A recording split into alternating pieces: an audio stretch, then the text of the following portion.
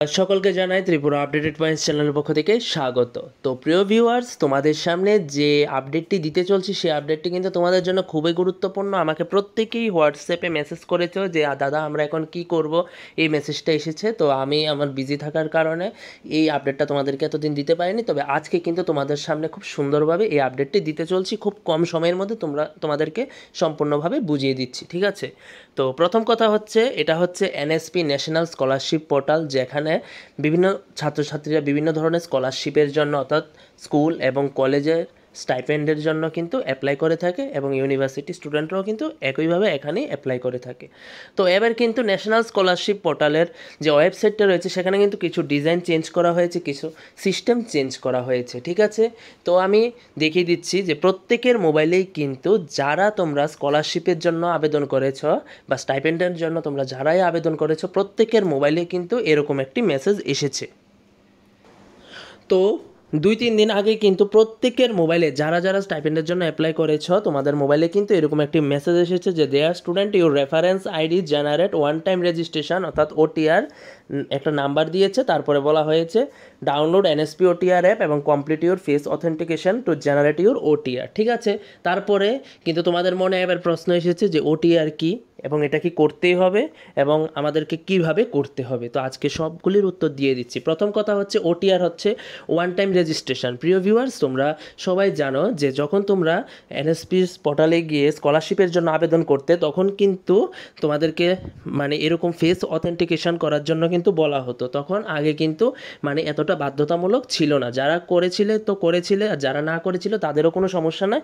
তবে এবার থেকে কিন্তু প্রত্যেককেই তোমাদেরকে ওয়ান টাইম রেজিস্ট্রেশন এটা কিন্তু করতে হবে। ইকিউআইসি কিন্তু কেওয়াইসি যেটা রয়েছে সেটা কিন্তু তোমাদেরকে করতেই হবেই, ঠিক আছে? যারা যারা স্কলারশিপের জন্য আবেদন করেছো এবং ভবিষ্যতে করবে তোমাদের প্রত্যেককে কিন্তু ওয়ান টাইম রেজিস্ট্রেশন এই প্রসেসটি কিন্তু করতে হবে। তবে এবার তোমাদেরকে বলে রাখছি যে এটা যেহেতু প্রসেসটা নতুন চালু হয়েছে তো এখন কিন্তু এটা বন্ধ আছে, ঠিক আছে? সার্ভার ইস্যুর জন্য কিন্তু এখন বন্ধ আছে। আমি কথা বলেছি এনএসপি পোর্টালে, তো সেখানে বলা হয়েছে যে আগামী 1-2 দিনের মধ্যে কিন্তু ঠিক হয়ে যাবে। কিভাবে তোমাদেরকে করতে হবে আমি কিন্তু পরের ভিডিওতে দেখিয়ে দিচ্ছি। তবে আমি তোমাদেরকে দেখিয়ে দিচ্ছি এটা যে এখন যে বন্ধ রয়েছে তো সেজন্য তোমরা করতে পারবে না, তোমাদের সামনে কি লেখা আসবে করতে গেলে। তো তোমরা যখনই এনএসপি পোর্টালটা খুলবে, প্রত্যেকে স্মার্ট মোবাইল রয়েছে, প্রত্যেকে গুগল ক্রোমে চলে যাবে, গিয়ে এনএসপি লিখবে, লেখার পর এরকম একটি ইন্টারফেস খুলবে। তারপরে তোমরা এখানে নিচে দেখতে পাচ্ছ অ্যানাউন্সমেন্ট রয়েছে, তারপরে এখানে ক্লিক হেয়ার করবে, ঠিক আছে? ক্লিক হেয়ার করার পর এবার তোমরা কিছুক্ষণ অপেক্ষা করবে।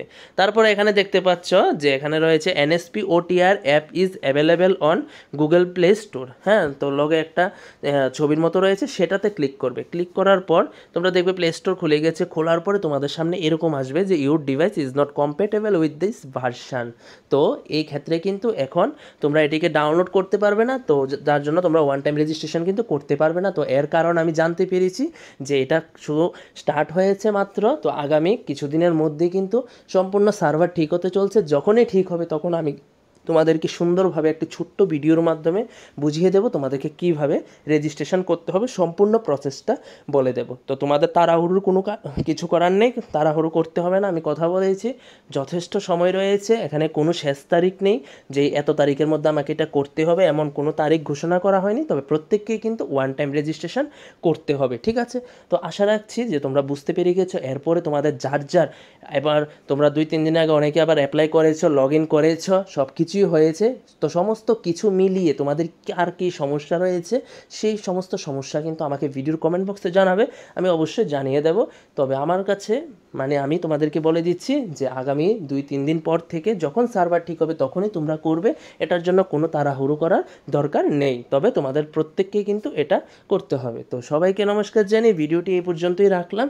পরের যে কোনো আপডেট আসা অবধি অপেক্ষা করো। তো সবাইকে নমস্কার জানিয়ে ভিডিওটি এখানেই শেষ করছি।